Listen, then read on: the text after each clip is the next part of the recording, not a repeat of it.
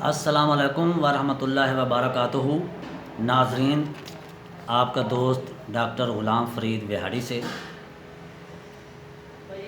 जैसा कि आपको मालूम है कि हमारा टॉपिक चल रहा था नामर्दी की वजूहात, कि नामर्दी की कौन कौन सी वजह है जिसकी वजह से नौजवान नामर्द का शिकार हो जाते हैं। तो उसमें पहली वजह थी एहतलाम, दूसरी वजह थी मम्स कन पैड़े, तीसरी वजह थी सुझाव।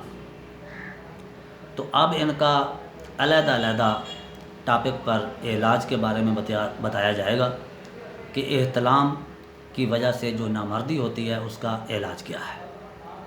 सबसे पहले वो लोग नौजवान जो गलत कारियाँ करते रहे हैं या कर रहे हैं, पहले उसको ख़त्म करना है। उसको ख़त्म करने के लिए बहुत सी अद्वियात हैं, लेकिन सबसे जो बड़ी दवा है वो ब्यूफोराना और स्टाफिसिगेरिया है। यानी इससे उनकी जो मास्टरबेशन करते हैं, गलत अगलाम करते हैं या जलक करते हैं, उसको ख़त्म किया जा सकता है।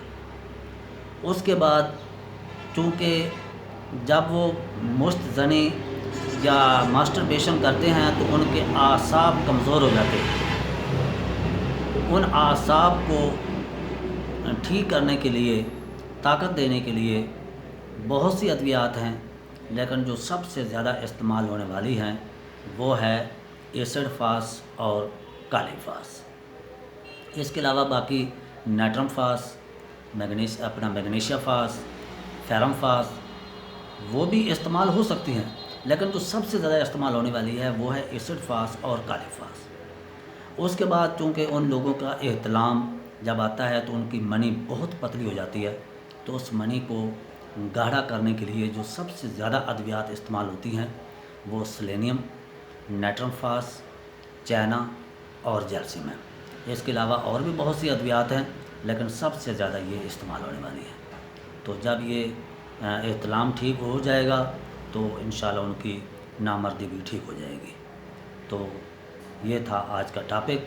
जिस दोस्त ने मेरा अभी तक चैनल सब्सक्राइब नहीं किया वो सब्सक्राइब कर लें और बेल का बटन भी दबाएं ताकि हर वीडियो आने वाली आप तक पहुंच सके। खुदा हाफिज़।